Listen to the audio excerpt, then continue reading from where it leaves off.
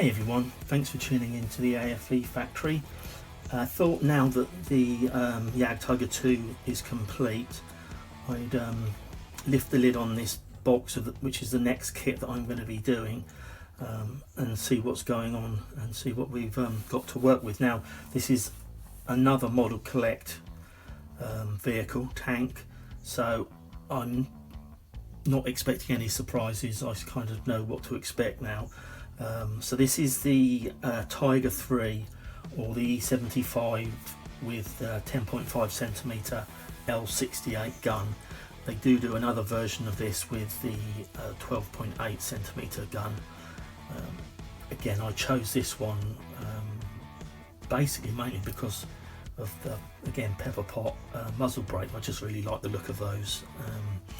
So yeah, so let's open up the lid. It doesn't really give you a great deal of information outside. There's no parts count or anything like that. It basically says, I mean, the manufacturer is Modellcolect, but it also comes under this Fist of War, and it says the concept of the Fist of War series is based on an alternative timeline in which the end of World War II is delayed by 2 years. So it kind of pushes it out to 47, and then the E series of tanks would then have come into production. So in reality, these vehicles never existed, and certainly none of them were ever constructed. The one that got closest to it is the E100, which they built a chassis for. You can find photographs of that online, and that was discovered at the end of the war, and ended up being brought back to Britain, and it was scrapped, sadly. So obviously they couldn't see any use or need for it back then, but it would have been an incredible thing to be able to look at in some museum now. But yeah, other than that E100 chassis, none of the others, the E-75, E-50s, E-25s, were ever produced. Right, so enough of my waffle. Let's lift the lid and see what we've got inside. So, purchased by myself, engine grills. There's no PE in this kit. Probably that is one of its downsides, one of its negative things is it's no PE, no slide moulding anywhere. So the barrel is in two parts rather than one part, which slide moulded barrels is fairly common now. And the one other thing that I would sort of say negatively about it is the fact that it's got no surface texture. I've added it to the E50, and I will do the same to this.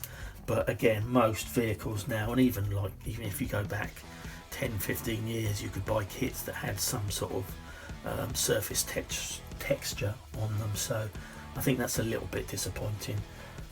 But if you want to go for these types of vehicles, these what ifs, paper panzers, then your choice is more limited than if you were going for a vehicle that was genuine, so to speak. So I've got a little instruction booklet here, gives you the dimensions of the vehicle, and yeah, so this is what they're saying it would have been: 11.35 meters long, including the barrel length, 3.85 meters wide, 7.33 meters for the chassis length, overall height 3.5 meters, and it's saying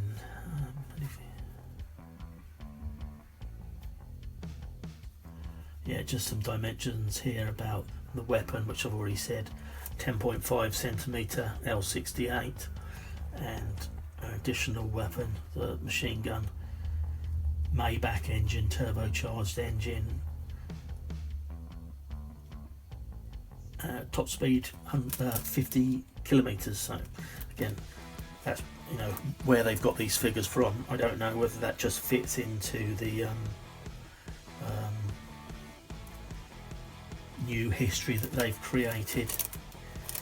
And it says here, so the E-Series was a World War II tank developed by Germany to produce a standardised series of tanks which intended to reverse the trend of extremely complex tank designs that had resulted in poor production rates and mechanical unreliability. Germany had successfully reached a stage of mass production of the E-Series in late '43. The E-75 was developed as a standard heavy tank to replace the Tiger II. This tank had frontal hull armour as thick as 165mm with desirable sloping at the front.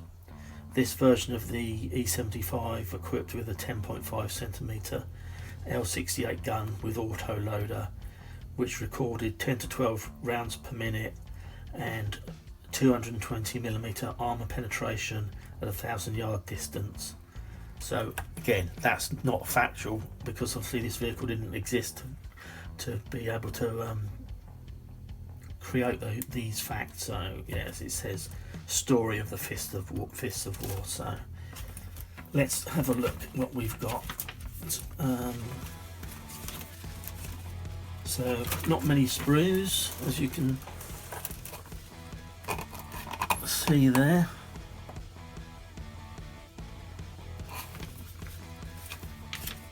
Construction starts with the turret.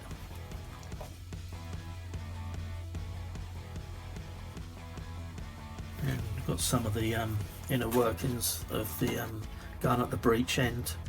I suppose if you wish to leave some hatches open, there's a bit going on in there. Then on to upper chassis.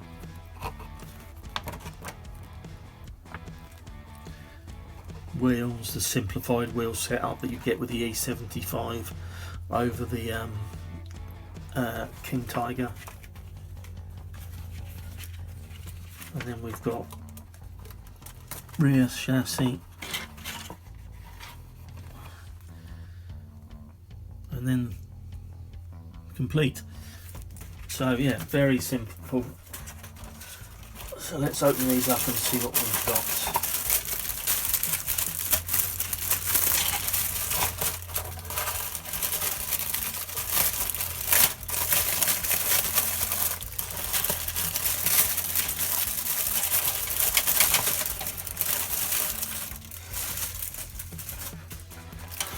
So there we have the chassis upper.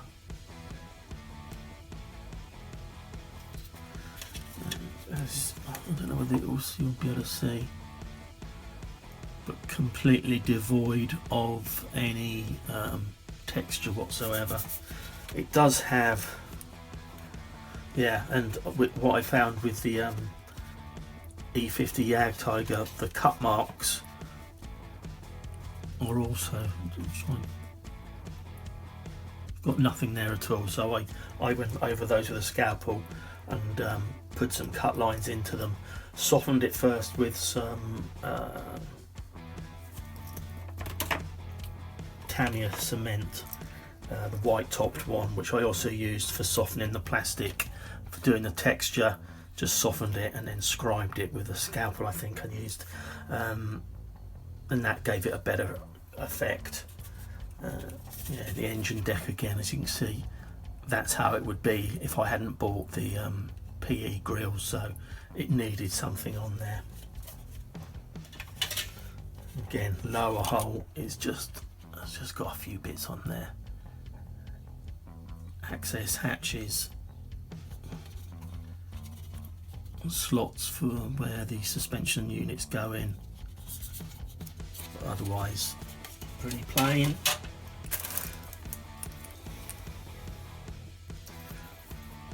So yeah, here we've got the track guards, which I am going to use. I'm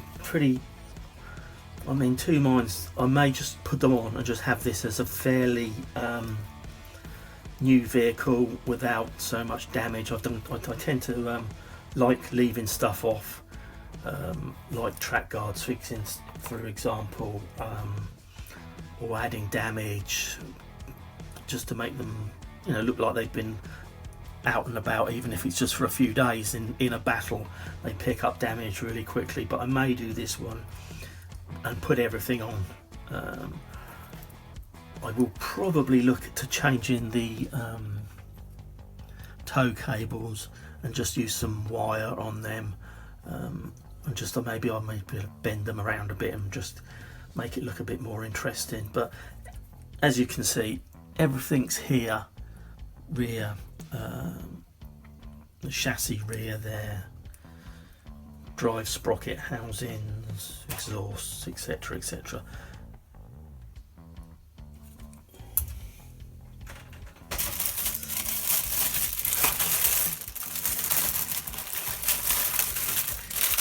When I normally do these lifting the lid reviews, with some of these kits, as you well know, you've got like a dozen or more bags to open and piles of sprue, and so it's quite a novelty to not have to face that with this one. So here's the barrel, as I said before. It not slide moulded, it's in two halves. The pepper pot is drilled out, which is nice, and it looks pretty straight, which is good, as you've got two halves to glue together. So we've got the turret here. Again, we've got some weld seams there, so that's something, but no other. As again, completely smooth turret base. This is the breech here and part of the mantlet.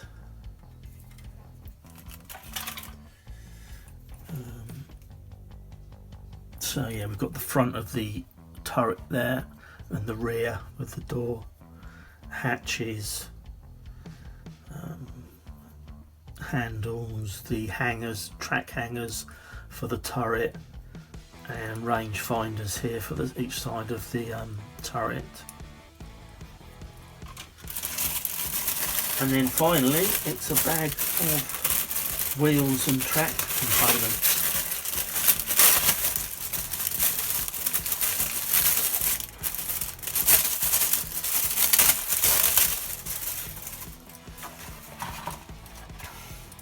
So as you can see, they're Lincoln length.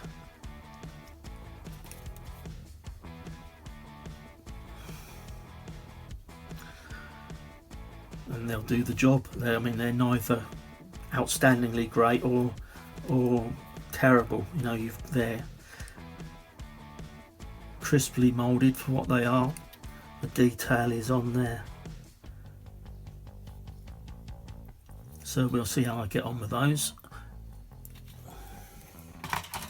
And we've got, so these are the suspension housings for 2 wheels per, and 4 of these per side, or 2 sets of wheels I should say, and then the road wheels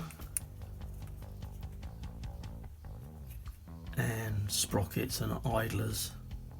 So yeah, I mean, there's nothing. It's not badly made. There's no way you would look at this and say, oh, you know, it's not a good kit. And from experience of putting the E-75, E-50 together, everything went together well. There was no fit issues, no warping. I'm not kind of dreading it. And you know, the reason that I got on so well with the E-50 Jag Tiger was the reason why I now got this one, because I had a good result with the first kit that I did, so I was happy to think that this one would be good as well. You get a little pack of basic decals. I'll be using, which I've shown you before, I'll be using the stencils, this stencil that I've got on it for numbers and units, etc. So, but yeah, so there it is.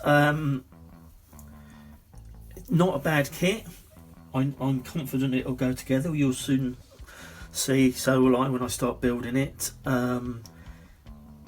It's a shame it doesn't have any PE, even if it was just a basic set of engine grills. And again, for what you can get today with modern stuff, it's a shame it doesn't have a slide moulded barrel and some texture and a bit more detail, you know, like the cut marks, etc., etc., and maybe some better tracks. You know, you can, Zvezda, for example, their Lincoln length tracks are excellent. They're really easy to put together. These, we shall see. The instructions are vague about how they go together. So yeah, so there it is. I won't keep rabbiting on about this. I'm going to be starting this at the end of the month, because it's going to be part of a group build on Facebook, but I will also be doing videos of the build as I go along for YouTube. So thanks for tuning in.